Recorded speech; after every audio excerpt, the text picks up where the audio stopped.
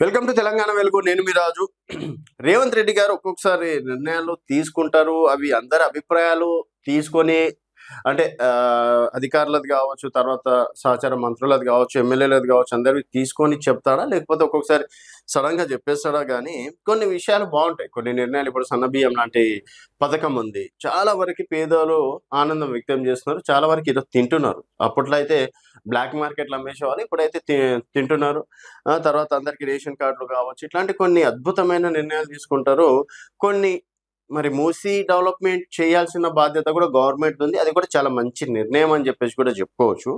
So, ఇక్కడ నేను ఈ టాపిక్ ఎందుకు చెప్తున్నానంటే, రీసెంట్‌గా మనం చూస్తున్నాం దాదాపుగా 15, 20 రోజుల నుంచి మా భవనాల జోలికి రావద్దు, మా ఇల్లు కూల్చొద్దు, దయచేసి రేవంత్ రెడ్డి గారిని వేడుకుంటున్నాము. కొంతమంది మహిళలైతే మేము 100 కోట్లు ఇస్తాం, మరి సీఎం కుర్చీ దిగిపోమంటే దిగిపోతారా?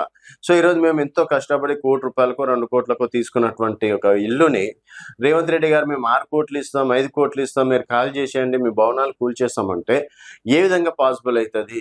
ఇప్పుడు ఒక ఇల్లు అన్నప్పుడు మనం ఎంతో చాలా రోజుల నుంచి కలలు గాని మనం ఒక ఇల్లు కడతాము. అట్లాంటి ఇల్లులు కట్టుకున్న దగ్గర గాంధీ మహాత్ముడు ఏమన్నా ఇల్లులు కూల్చిన విగ్రహాలు పెట్టమని చెప్పేసి అన్నాడా?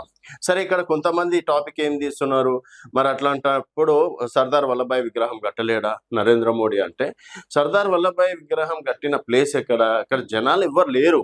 జనావసరలో ఎవరి ఇల్లులు కూల్చకుండా ఏం చేయకుండా అక్కడ విగ్రహాలు కట్టడం అనేది జరిగింది.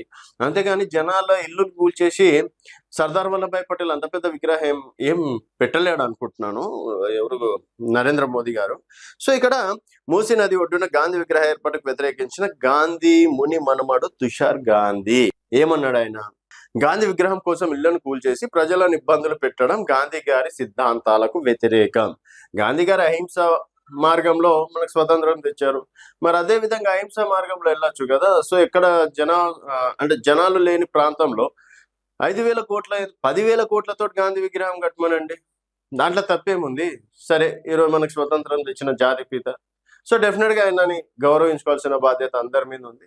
సో, డెఫినెట్‌గా 5,000 కోట్లు కాకపోతే 10,000 కోట్లతోటి ఇంకా పెద్ద విగ్రహం కట్టు. దాన్ని ఎవరు కాదనట్లేదు. అంతేగాని జనాల ఇల్లులను కూల్చేసి, ఈ విధంగా రోడ్ల మీద పడేసి, ఈ విధంగా ఇబ్బందులను గురి చేసి, ఈ విధంగా ఇల్లును కూల్చేసి గాంధీ గారి విగ్రహం పెట్టడం ఏందని అక్కడ ఉన్నటువంటి సామాన్య ప్రజలు సీఎం గారిని రిక్వెస్ట్ చేస్తున్నారు. సో, అదే విషయం పైన గాంధీ మునిమనుమడు కూడా గాంధీ విగ్రహం కోసం ఇళ్లను కూల్చేసి ప్రజలను ఇబ్బంది పెట్టడం గాంధీ గారి సిద్ధాంతాలకు వ్యతిరేకం. గాంధీ గారు బ్రతికి ఉన్న నా పేరుతో ఇలాంటి పనులు వద్దని చెప్పేవారు. ఒకవేళ మహాత్ముడే బతుకుంటే నా పేరు మీద దయచేసి మీ పబ్లిసిటీ కోసం నన్ను ఈ విధంగా ప్రజల దగ్గర చెడ్డ పేరు తీసుకురావద్దు. ఎందుకంటే ఈరోజు కొంతమందిని ఇండైరెక్ట్ గా గాంధీ మహాత్ముడిని తిట్టుకునేటువంటి సిచ్యువేషన్, ఈయన విగ్రహం కోసం మా ఇల్లును కూల్చేస్తాడా? ఎవరైనా తిట్టుకుంటారు కదా. సో, అక్కడ రేవంత్ రెడ్డి గారిని తిట్టడం కన్నా గాంధీ గారిని తిట్టడమే ఎక్కువ ఉంది. దయచేసి ఇలాంటి పనులు చేయవద్దని తెలంగాణ సీఎం రేవంత్ రెడ్డిని కోరిన గాంధీ మునిమనుమడు తుషార్ గాంధీ. సో, మొత్తానికి ఆయన ఒక ట్వీట్ అయితే చేసిండు. మరి ఈ ట్వీట్ తోటైనా సరే ప్రభుత్వం ప్లేస్ ఏమైనా చేంజ్ చేస్తుందా? ఎల్లుండి భూమి పూజ అంటున్నారు. మళ్ళీ ఆ భూమి పూజ అడ్డుకునే ప్రయత్నం ఏమైనా చేస్తారా? లేకపోతే పట్టి పందెం నెట్టి ఏమంటారు కదా.